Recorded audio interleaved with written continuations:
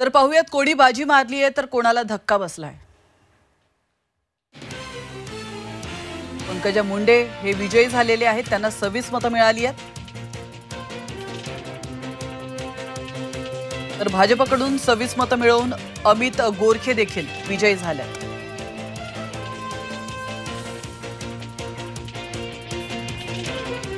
तर भाजपकडून 26 मतांनी योगेश टिळेकर देखील विजयी झाले।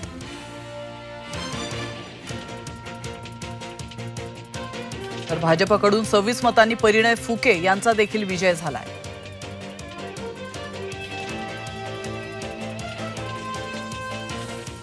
सोबतच भाजपच्या सदाभाऊ खोत यांचा देखील विजय झालेला आहे आणि त्यांना 26 मतं मिळाली आहेत।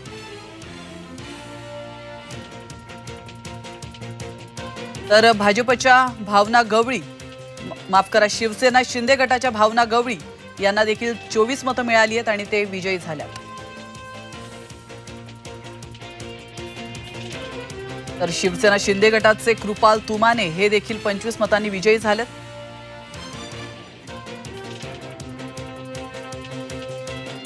तर राष्ट्रवादी अजित पवार गटाकडून शिवाजी राव गर्जे यांचा देखील विजय झालेला आहे, 24 मतं त्यांना मिळाली आहेत। राष्ट्रवादी अजित पवार गटातले राजेश विटेकर यांचा देखील 23 मतांनी विजय झालाय।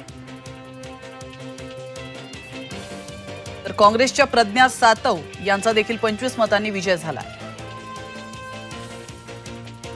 तर मिलिंद नार्वेकर हे देखील विजयी झालेले आहेत। शिवसेना ठाकरे गटाचे ते 24 मतांनी विजयी झालेत आणि शेकापचे जयंत पाटील हे मात्र पराभूत झाले।